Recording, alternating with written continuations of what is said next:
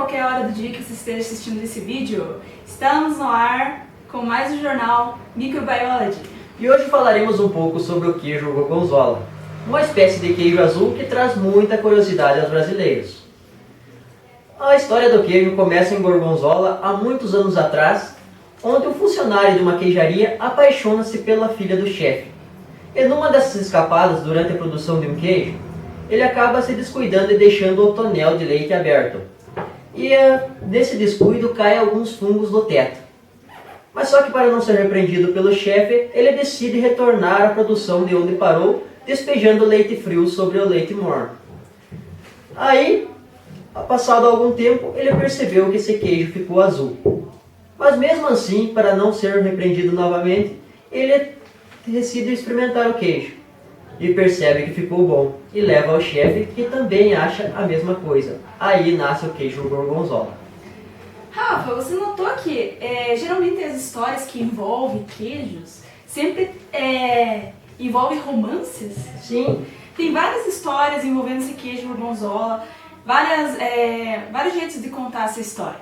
Então, sobre isso, a gente vai entrevistar com a nossa colega Ana Cláudia, que está no bloco L da UEPG, entrevistar o especialista em queijo, que é Paulo Ricardo Loss. Ele é formado em Engenharia de Alimentos pela UEPG, se especializou em queijos também pela UEPG, fez curso de queijos nos Estados Unidos, fez mestrado e atualmente está fazendo doutorado também na área de queijos. É com você, Ana Cláudia. Oi Rafa, chegamos aqui na planta piloto do Laticínios e o Paulo vai nos mostrar agora como é feita a fabricação do queijo gorgonzola.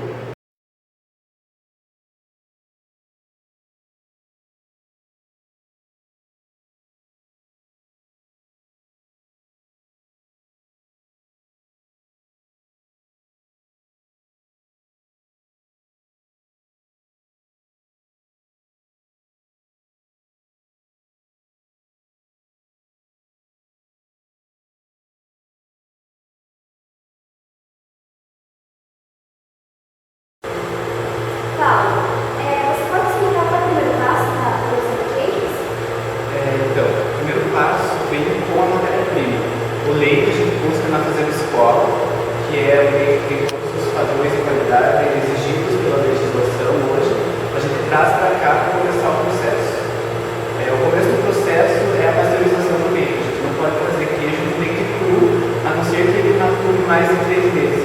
Os micro-organismos, por competição, vão deixar o queijo livre de patógenos, certo? A gente traz aqui, nesse tanque aqui, ou um pasteurizador, tá lá. A gente faz a pasteurização do leite para eliminar todos os patógenos e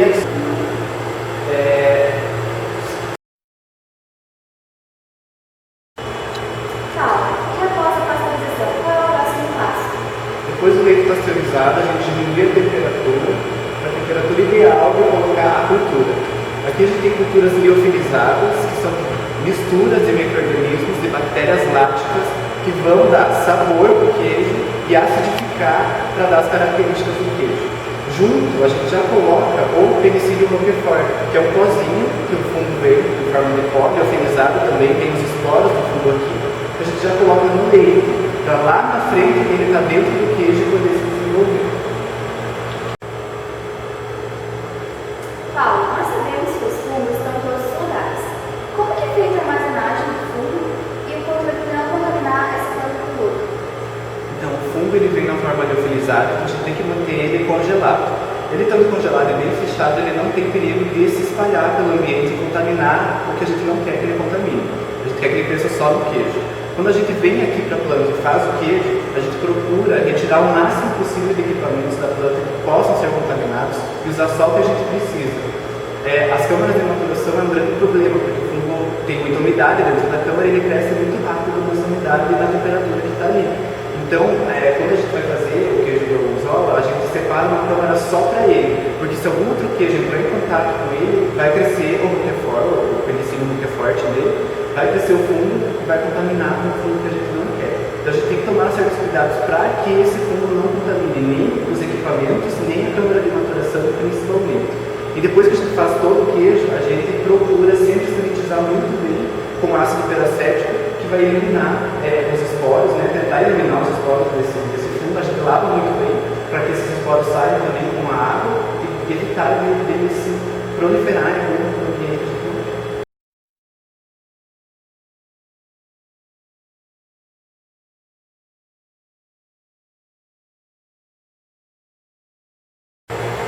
Continuando esse processo de irrigação, qual é o terceiro passo? Então, o terceiro passo é a gente colocar o coalho.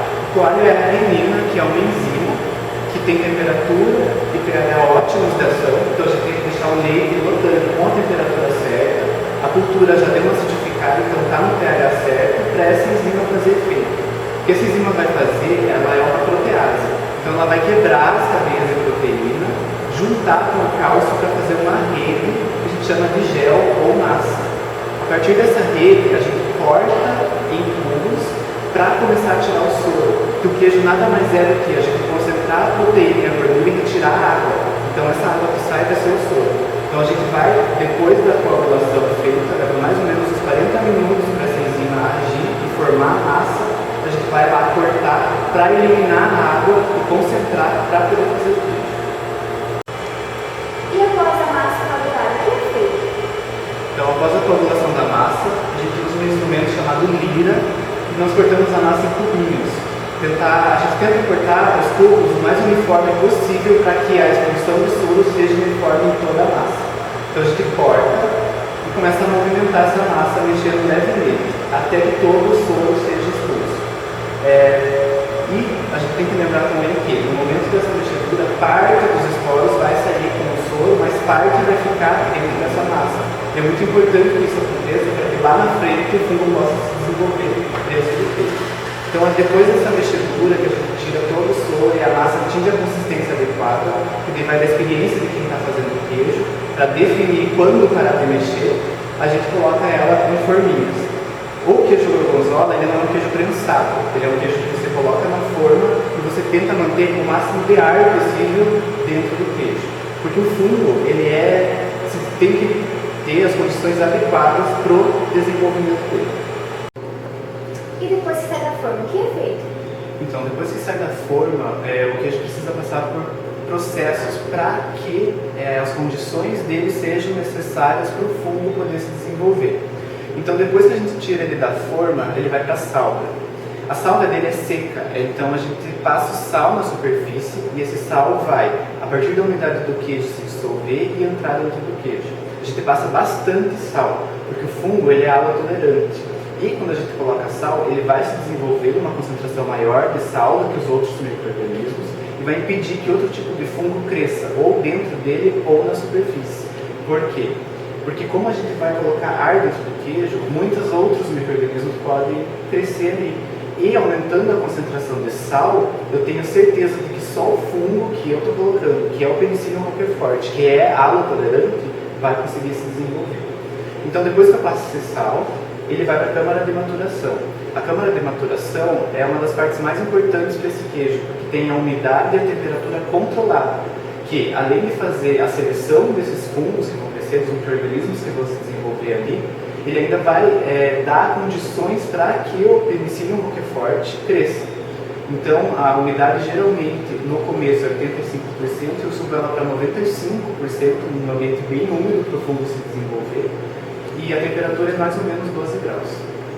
Outra etapa que a gente faz durante o processo de início do desenvolvimento do fungo é fazer os furos no queijo, porque o fungo ele é microaerófilo, significa que ele precisa de oxigênio para se desenvolver. Então ele vai se desenvolver com pouco oxigênio, ele é microaerófilo, mas ele também se desenvolve com bastante oxigênio. Quanto mais oxigênio tiver, mais fácil vai ser para ele começar a se desenvolver. Então, como o fungo a gente colocou lá no leite e os esporos dele estão dentro da massa do queijo, eu faço furos, ou em cima ou laterais, para que o oxigênio entre e esse fungo comece a se desenvolver e se fixar na superfície ali dos veios que são formados na massa, certo? E a partir daí vai começar os processos de maturação do queijo. E como é feito o processo de maturação? Então, depois que a gente faz esses furos, o fungo começa a se desenvolver. Aqui a gente tem um exemplo do queijo gorgonzola que foi fabricado aqui. Essa cobertura preta que está em volta dele não é o fungo, é uma cobertura especial para queijo que a gente coloca, que é antifúngico, que facilita a gente a cuidar dele, porque daí o fungo não cresce na superfície, então precisa ficar lavando e cuidando muito dele. A gente só deixa ele lá e passa um paninho nessa cobertura especial para queijo. Na hora do consumo a gente só tira ela. E aqui no meio a gente consegue ver o fungo desenvolvido já.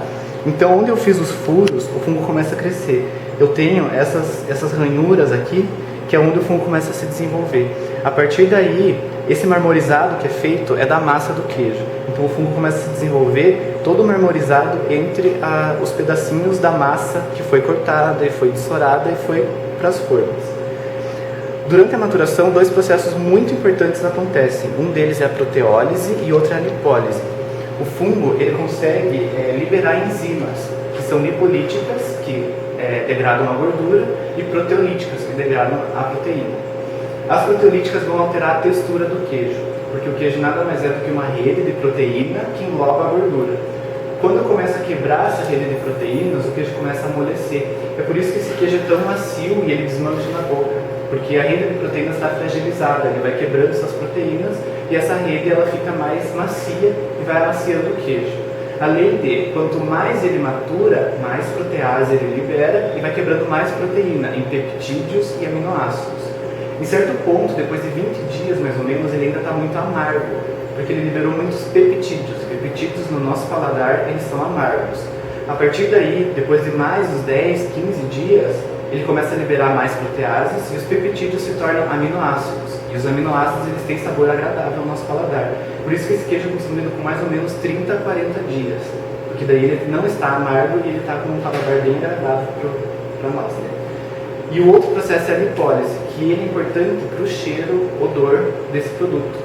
Porque a lipólise ela degrada a gordura libera ácidos graxos livres, que são componentes de odor, eles são voláteis.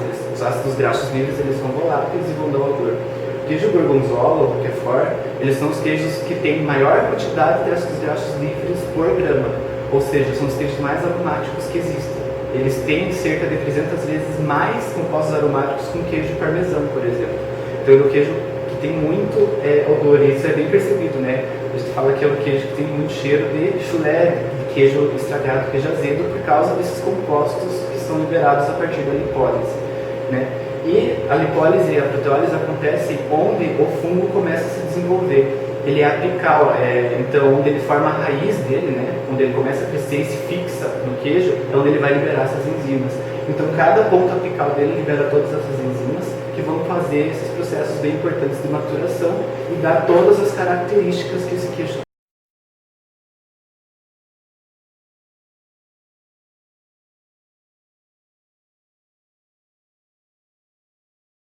tem e que são desejadas. Então, o queijo gorgonzola, ele traz muitas curiosidades das pessoas por ser feito com fungos. Paulo, quero saber, comer ele em excesso causa algum dano à saúde? Então, nós temos 3 tipos de micro-organismos. Tem os benéficos, os patógenos, que causam malefícios à saúde, causam doenças, e tem os deteriorantes, que vão degradar os alimentos. Esse fungo, ele é um fungo benéfico, ele não vai causar mal nenhum, porque a gente seleciona ele e a gente sabe que só tem ele crescendo aqui, por competição com outros micro-organismos, pelas condições que a gente coloca, a gente sabe que só esse fungo está crescendo no queijo. Então não faz mal nenhum consumir ele, pode comer um queijo inteiro, isso não vai causar nenhum tipo de problema. Agora a diferença é a gente deixar o fungo crescer em condições não controladas e sem a competição com outros micro-organismos, que vai causar que vários tipos de fungo cresçam, podendo eles serem deteriorantes ou patógenos, dependendo do que crescer ali. Mas não vai causar dano nenhum se a gente conseguir deixar as condições ideais de crescimento dele.